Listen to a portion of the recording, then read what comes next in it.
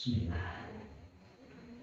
Assalamualaikum warahmatullahi wabarakatuh.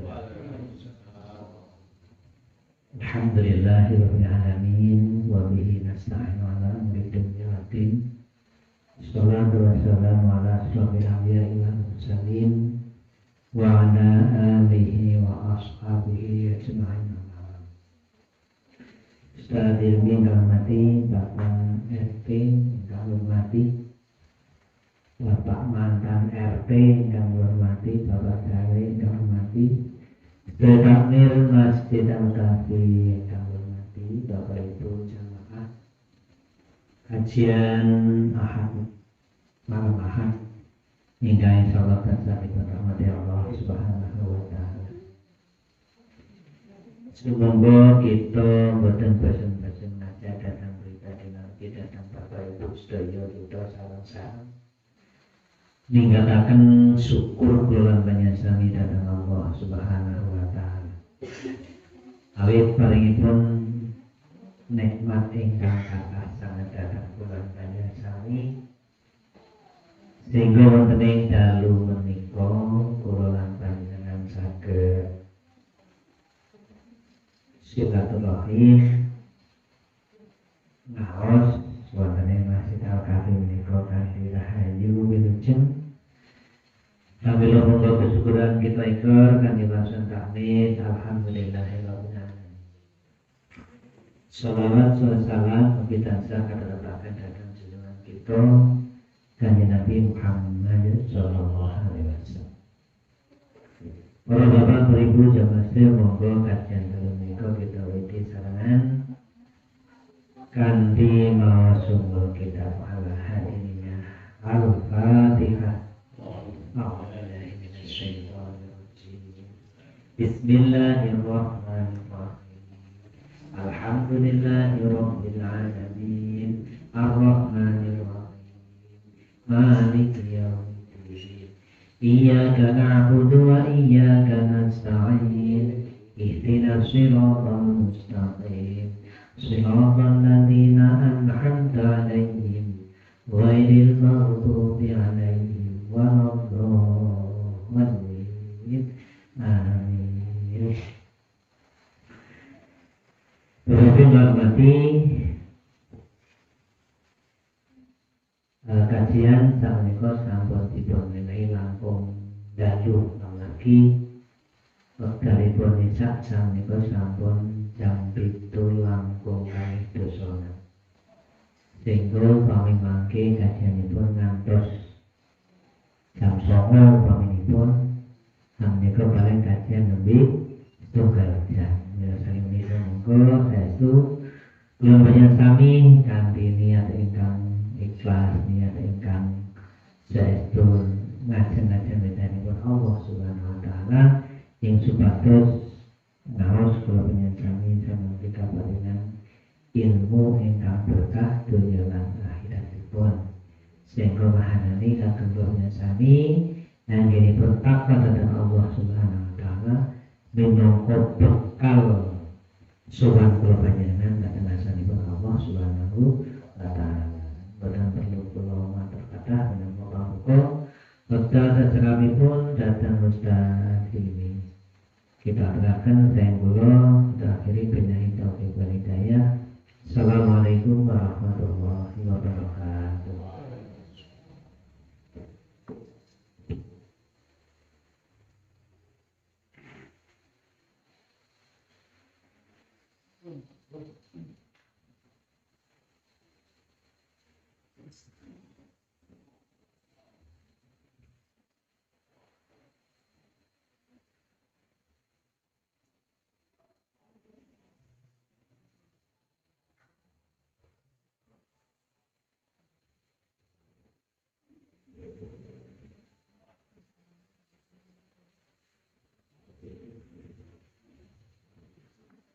Bismillahirrahmanirrahim. Assalamualaikum warahmatullahi wabarakatuh.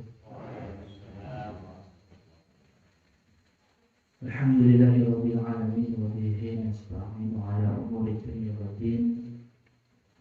Wassalatu wassalamu ala asyrofil anbiya'i wal mursalin wa ala alihi وأصحابه أجمعين. قال الله تعالى في القرآن الكريم يفعل له الذين آمنوا منكم والذين أوتوا العلم درجات. وقال رسول الله صلى الله عليه وسلم من سلك طريقا يلتمس فيه علما سهل الله له طريقا إلى الجنة. Masyarakat Qurma wal Fudala, Masyarakat Muslimin wal Muslimat, beliau para asatidzah, para alim ulama, para sesepuh, sepuh, para kami tokoh masyarakat, sedaya para hadirin wal hadirat jamaah Majelis Ilmu Malam Ahad, Majelis Al-Kahfi, ingkang tansah dimuliakan dening Allah Subhanahu wa taala.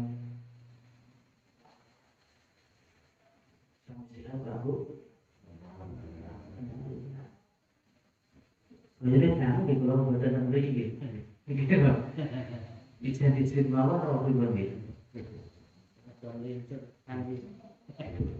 Pembagian waktu, gitu.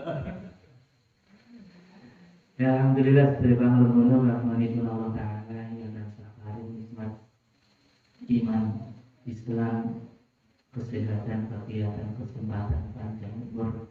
Dumateng kita sedaya sae kawanten ing wekdal dalu punika kita saged makam ing majelis ilmu punika kanthi boten wonten setunggal alam punapa mugi-mugi amin kula panjenengan sami tolak ilmi wonten ing dalu punika dadosaken amal saleh kula panjenengan sami saha dadosaken lantaran kula panjenengan sami pikantuk rahmatipun Allah Taala di dunya wa akhirat amin Allahumma amin.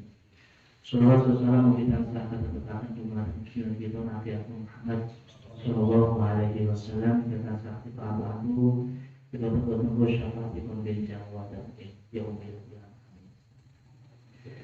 Bapak Ibu yang nasab dimuliakan dari Allah Subhanahu Wa Taala, luar biasa ini boleh izinkan ahad lagi, mengambil mulai dibanjiri Pak Yai dari Mas Harid dan jadi di sumber kadang ini pada mereka buat tunggal mau ini ku kan warung gitu rindu mengalir kalau gitu Pak Yai gitu mereka gitu Pak Lasno wah lemah belum bilang gitu aku lah sebenarnya segini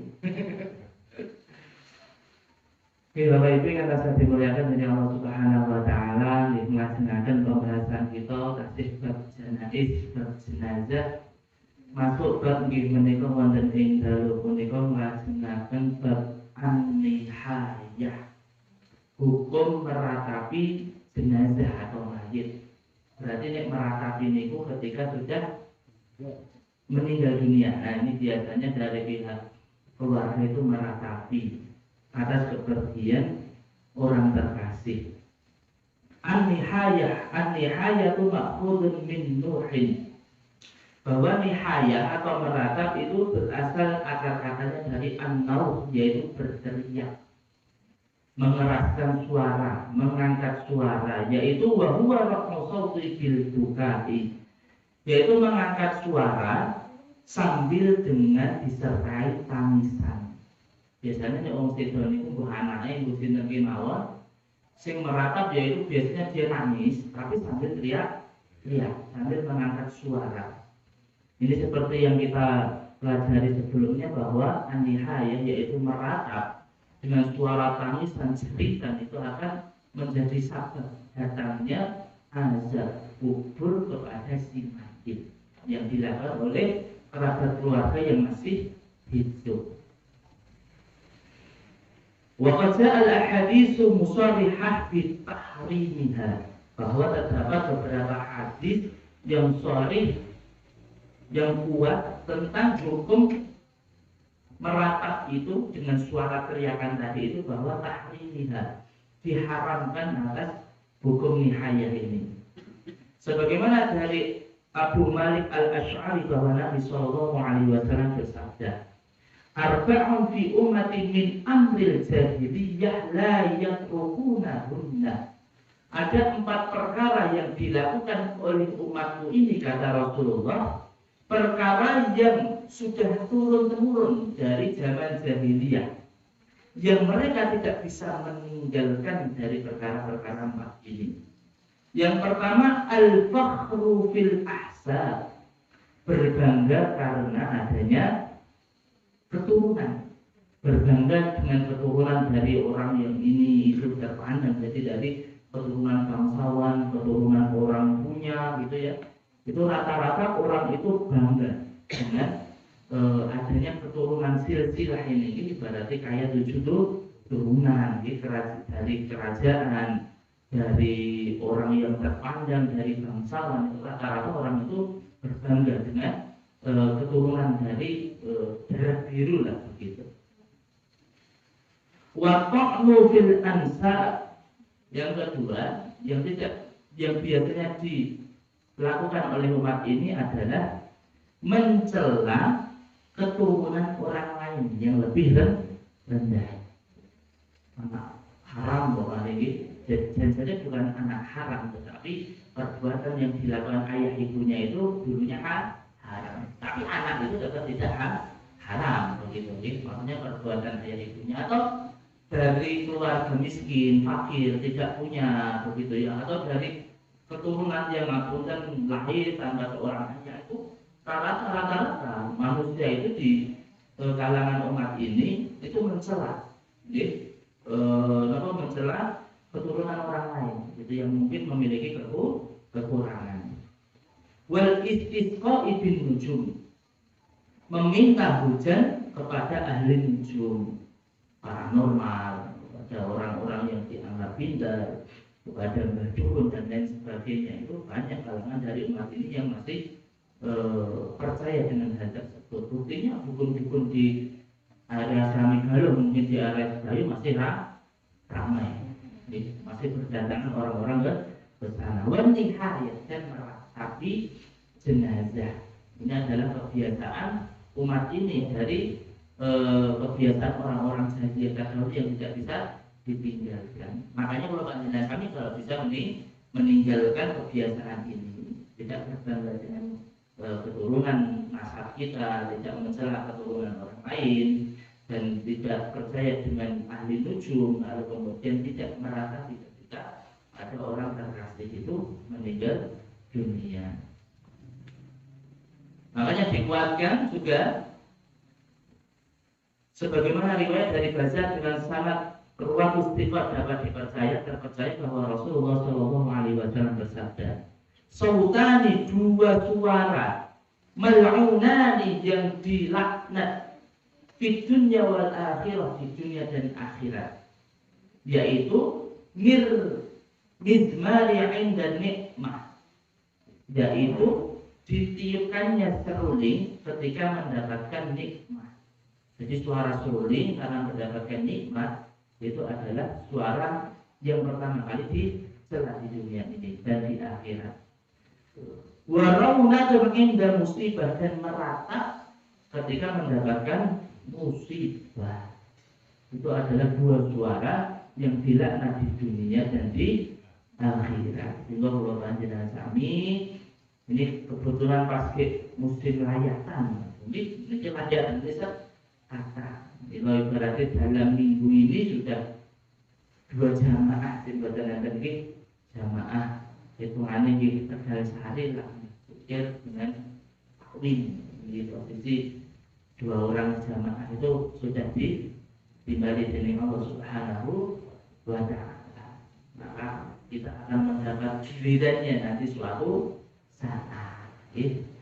Kalau panjenengan kami sebisa mungkin menjaga lisan dari meratap ini, karena akan mengundang siksa nanti bagi si mayit itu sendiri ketika di alam barzakh. Sampai sini ada pertanyaan Pak Bab nihayah. Dan berkenaan, lalu bagaimana kalau kita itu ngapunten melihat orang yang ngapunten ketika meratapi seperti ini, kongenang nangis sebisa mungkin di ngapunten. Kalau bahasanya dulu di zaman sahabat itu betul-betul dicegah. Ibaratnya seperti Umar bin Khattab yang pawangannya keras, itu langsung muni-muni dengan Oh, biasanya perempuan yang meratap ini. Posisinya biasanya perempuan langsung di sana disekat ketika itu zamannya para sahabat zaman saat ini. Berarti kalau ibu-ibu yang meratap seperti ini, ya hendaknya dinengi lah sama anu. Kalau cah cilik mau nggih sukani bulu aren apa-apa nggih. Ben meneng tentang belum nggih. Pokoknya dinengi sebisa mungkin ya. Karena itu bentuknya nanti yang berimbas kepada si mayit ketika di alam barzah. Yang kedua, al-ihdadu 'alal mayyit, berkabung terhadap mayit. Ini masa berkabung kepada si mayit.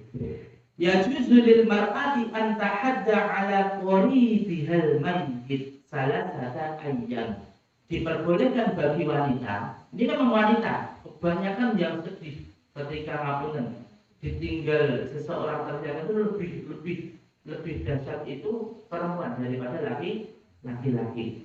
Maka diperbolehkan seorang perempuan itu berkabung kepada siapa? Kepada kerabatnya yang meninggal dunia selama salah satu jam, selama 3 hari 3 malam. Masa berkabung dalam Islam itu 3 hari. Malam yang nakha zaujuha, selama suaminya tidak melarangnya. Jadi ibaratnya kalau suami melarang ya sehari itu harus sudah selesai. Tetapi kalau masa-masa berkabung itu 3 hari. Okay. Wa yahrumu 'alayya an tahadda 'alayhi fawqa dzalik, dan hukumnya haram ketika berkabung itu melebihi dari 3 hari. Ini kembali sok itu mungkin. Illa idza kana al-mayyitu zawjaha, kecuali yang meninggal dunia itu adalah suaminya. Jadi ini rata-rata yang begitu, kecuali yang meninggal adalah suaminya. Kita suaminya itu biasanya meninggal terlebih dahulu. Gitu. Rata-rata yang berkabung itu ibu-ibu. Nah, kita yang dikabungi gitu yang meninggal dunia. Ini kok bapak-bapak sedanten gitu. Makanya janda di sana itu apa? Tombol keparon itu pun suaminya membuat enten sedanten.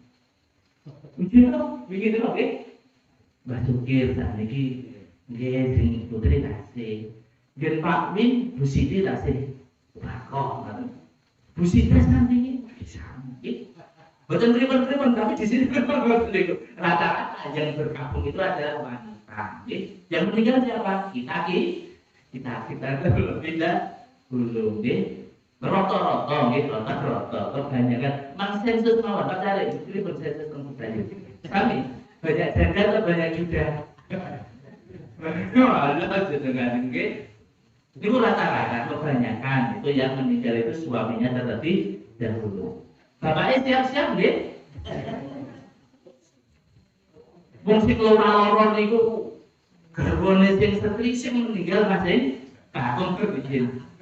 Saya itu nggih. Enten rencana pulau Kalimantan itu suaminya itu nunggu malah iki apa posisi ibunya itu operasi kanker cervix, kanker ini itu. Malah dia dulu yang meninggal dunia. Sekarang yang ibunya ini melayati pada Jumat niko tenang di sana wahai surgaku. Ini hujan nih ya. Rata-rata bapak-bapak. Jadi makanya di sini dikatakan ilah idakan hal itu zaujah. Kecuali yang meninggal dunia itu adalah suaminya. Saya rata-rata kebanyakan suaminya. Fayatibu 'alaiha an tahadda 'alaihi muddatal iddah. Maka wajib bagi seorang istri berkabung atas meninggalnya suami itu satu sesuai masa iddah. Berapa? Nggih menika arba'atu asyhurin wa ashhar, 4 bulan 10 hari. Ada sak durunge 4 bulan 10 hari niku ampun nikah. Wah cocok bojoku wis mati. Sesuk minggu ngarep rabi. Enggak boleh iki Pak, mungkin sebisa mungkin ditahan, nggih, ditahan 4 bulan 10 hari. Ngoten nggih. Kenapa begitu? Itu karena di akhirnya itu adalah min ajli wafa'ili zawjiha wa mura'atu li haqqi. Karena hak suami terhadap istrinya yang terakhir adalah masa iddah ini. Jadi hak suami berarti meskipun sudah meninggal jangan bersuami sebelum 4 bulan 10 hari. Dan sebagai bakti terakhir seorang istri kepada suami itu masa iddah itu hendaknya dilakukan dengan sebaik mungkin. Josa iki meninggal suaminya, besok bisa kubur. Apa itu jadi harus seperti itu. Sebagaimana riwayat jamaah ahli hadis kecuali terkini dari Ummu Atiyah bahwa Nabi Shallallahu Alaihi Wasallam bersabda, la ta'ada imra'atun ala mayyitin fawqa thalathin. Janganlah berkabung seorang wanita itu melebihi dari 3 hari.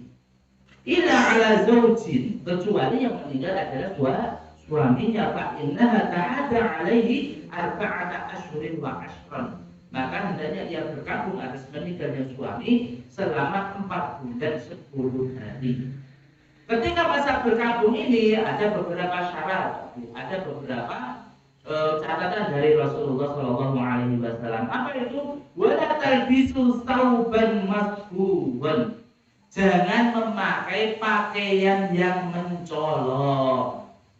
Ini pakaian mencolok maksudnya, wah ini janda umur 40 tahun, wah sekarang meninggal 1 minggu menggunakan pakaian anak-anak masa kekinian, ya umur 20 tahun, ya 25 tahun boji, saya pokoknya masa ayu sopo sing arep jebul aku enggak, isep kinis, ngerti kan? Dari apa itu?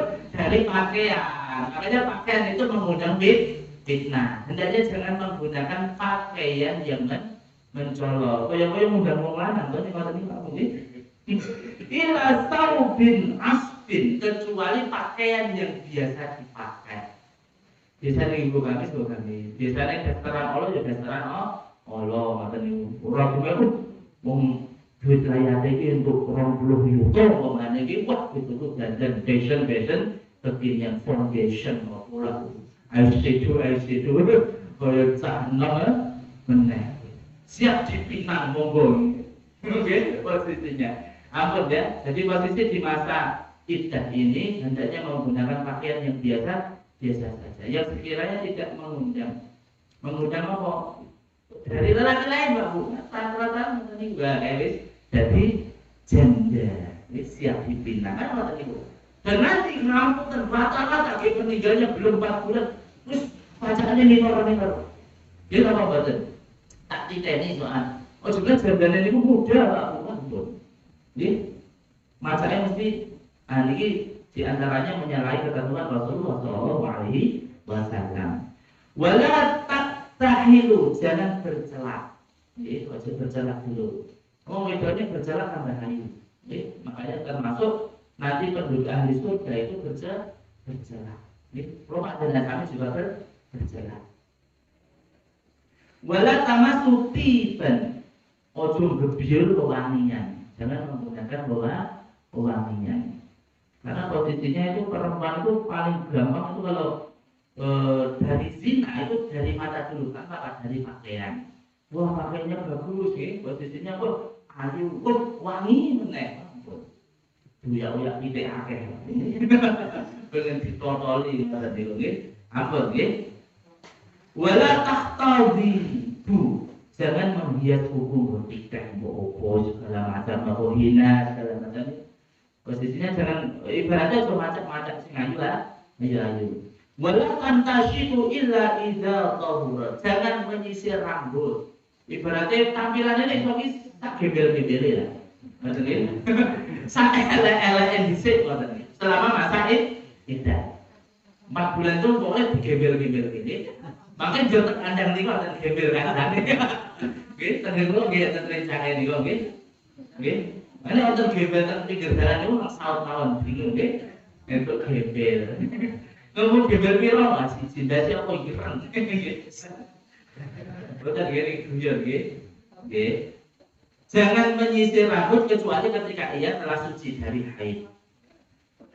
Tamasu nubadadu min qistin, atau badannya wis bau busuk. Nggih, berarti wis ora tau habis saking gembele tadi Pak mungkin sehingga bau badannya itu luar biasa rambutnya wong edan. Rambutnya wong edan bebo tuh, wangi-wangi kecut, bebo nggak tahu ya asam-asamnya itu ya. Jadi semua rambutnya wong edan itu mandi tidak masalah kemudian sisiran. Sehingga tidak ngapunten, tidak menimbulkan syahwat kepada laki-laki lain di masa iddah. Itu masih masa kesetiaan seorang istri kepada suaminya yang terakhir.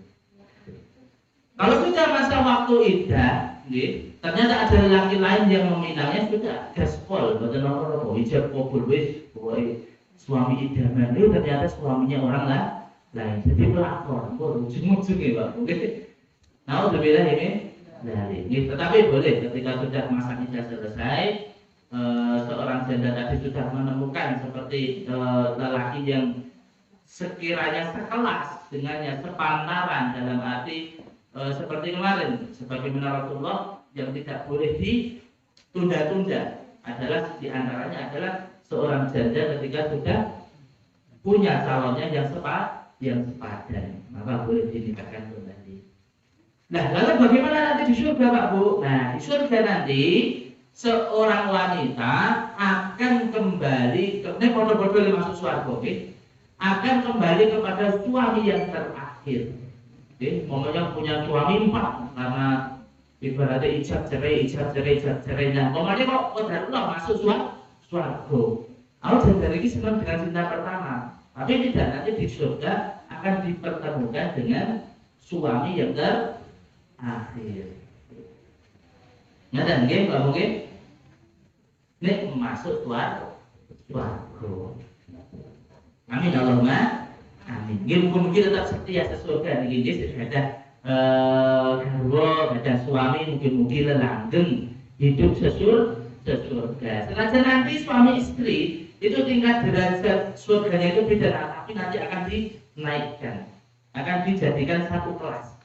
Momennya nih ketika ditimbang di yaumul hisab, yaumul mizan, ini si fulanah istrinya ini di tingkat derajat surga yang paling rendah, sedangkan suami di tengah-tengah, maka nanti dengan karunia Allah akan digabungkan di tingkat di yang tengah. Nanti kalau akan mendapatkan kalau sehidup surga.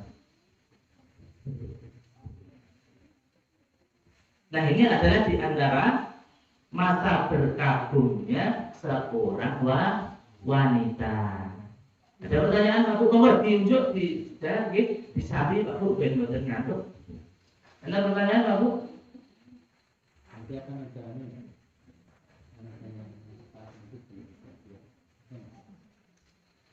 Betul. dalam masa itu wanita Nggih. Mbok ngoten niku? Nggih, makanya niki ibu-ibu niki Bu. Niki bapak-bapak di asuransi ki. Nek meninggal untuk 70 juta rumahnya. Mungkin ada ngoten niku nggih. Jadi posisinya iki patang ulangi dan dua-dua tukang iki rasa lumo-lumo ora kok. Kok gentongnya isih amot kasih umatnya. Tapi nek posisinya ngapunten nggih.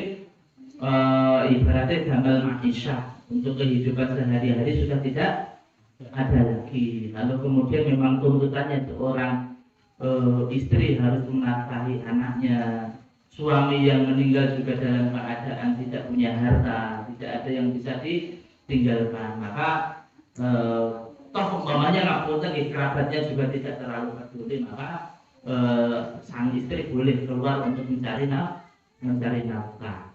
Dan ini memang berat Pak, beratnya. Jadi posisi ngeten umpamanya yang ibu ini dari dulu menjadi ibu rumah tangga yang tidak pernah berkarir apapun, selalu kehidupan kesehariannya dicukupi oleh suami.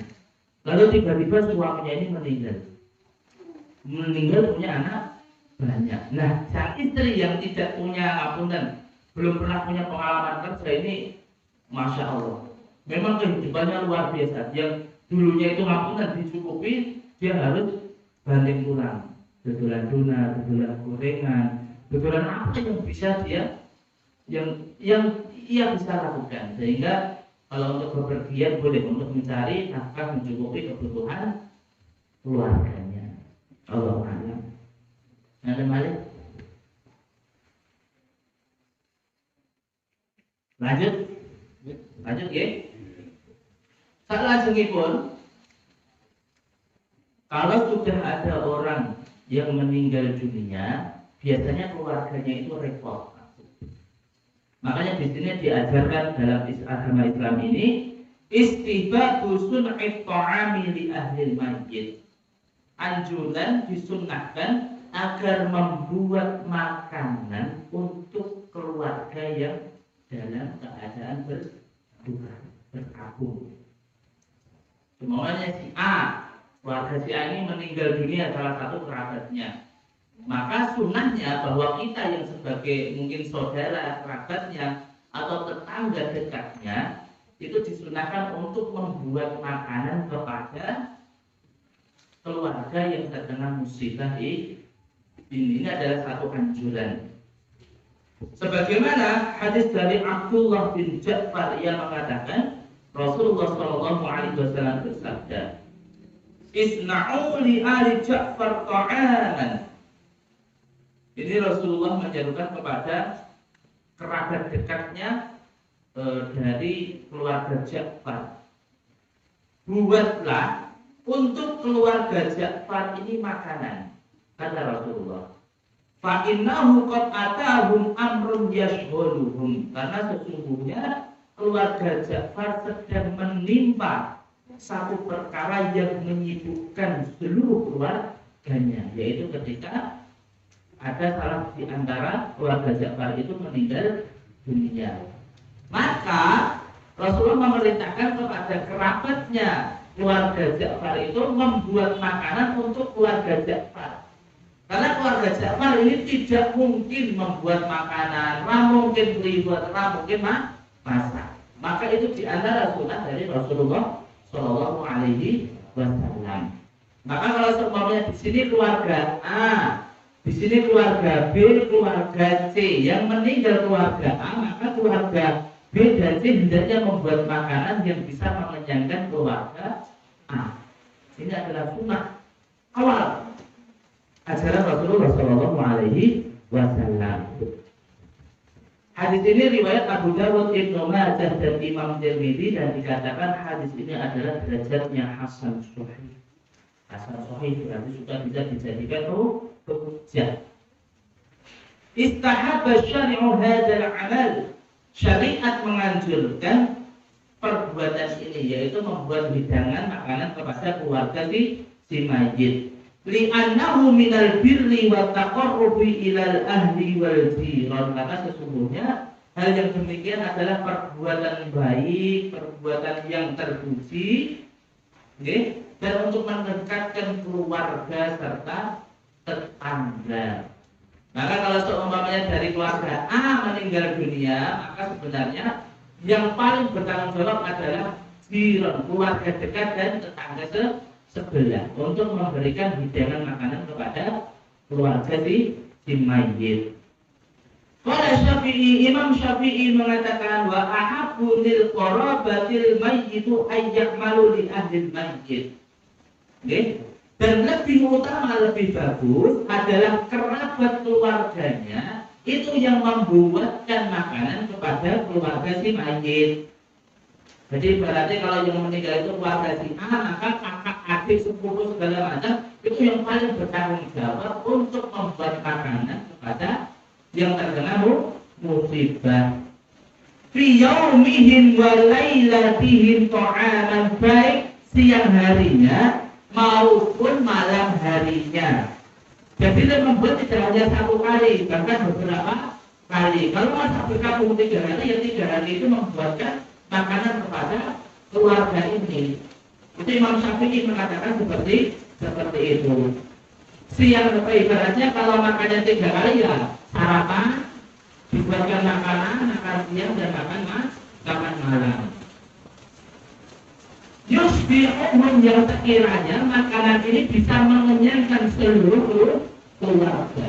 Ini sunnah yang pertama. Kalau kita pakai dari detik ini pakai ke zaman Rasulullah Shallallahu Alaihi Wasallam. Fa innahu sunnah wa fi'lu ahli al-khair. Yang demikian itu adalah sunnah Rasulullah Shallallahu Alaihi Wasallam dan perbuatan yang terpuji, kata Imam Syafi'i.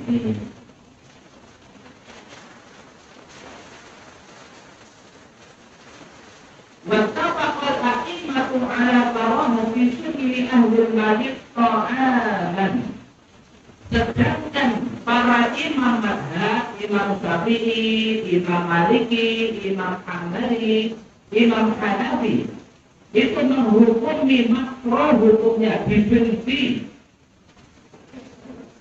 Apanya yang makruh? Syukri ahlul majid ta'aman, ahli majid itu membuatkan makanan untuk siapa? Linnas, pada masyarakat umum. Nah ini yang biasanya prakteknya itu ketika di lapangan itu terbalik. Harusnya kita yang ibaratnya tidak terkena musibah memberikan makanan kepada ahli mayit, ini kebalikan sekarang. Ahli mayit ini yang betul-betul membuat makanan kepada kita yang tidak terkena musibah. Makanya 4 mazhab Pak Bu, itu mau diambil dari jalan manapun, tidak ada yang bisa dibenarkan ketika praktek-praktek ngapung tentang desa niku tentang desa panjenengan itu mau ditimbang pakai 4 mazhab itu tidak akan ketemu. Kata nggih. Tapi ini ibarat ini dipraktekkan di masyarakat, itu bakal geger. Nggih kalau badan.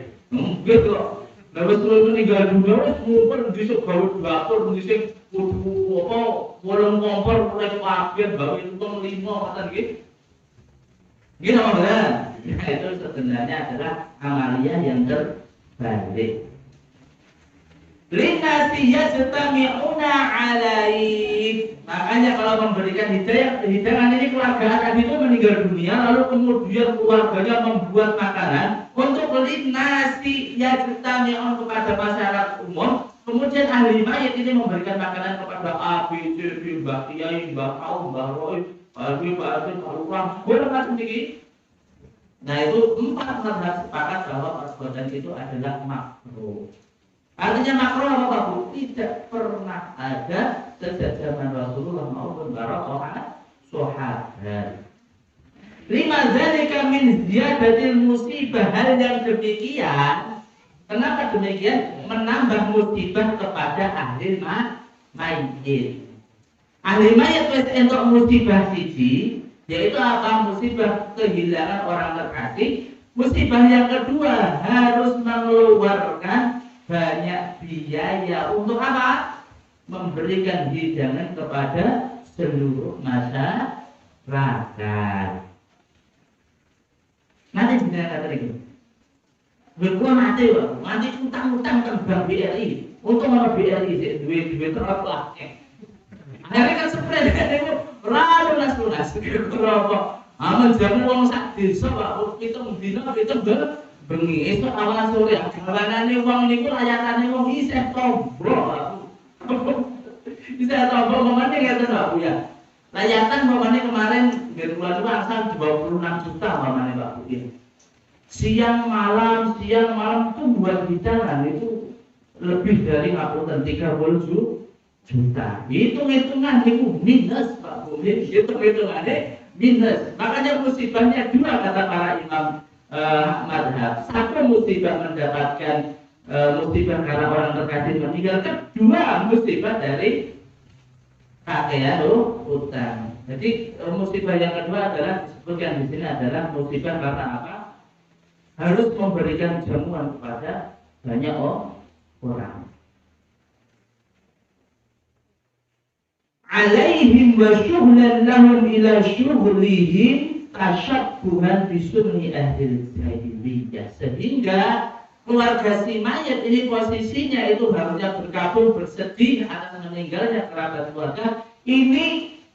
Syuhlan ila syuhlihim, mereka tambah sibuk ngapunten Mbak Puyo. Temrimo-nimo pemane Mbak Allah maghfir dan muslimin wal muslimat wa khususan malam ABCD Allah maghfir lahu warhamhu wa'afi wa'afi lahu. Maka niku wargane jeneng apa Pak Bu? Apa ngamini? Mboten, telumpeng Pak Bu. Godhog banyu Pak Bu nggih.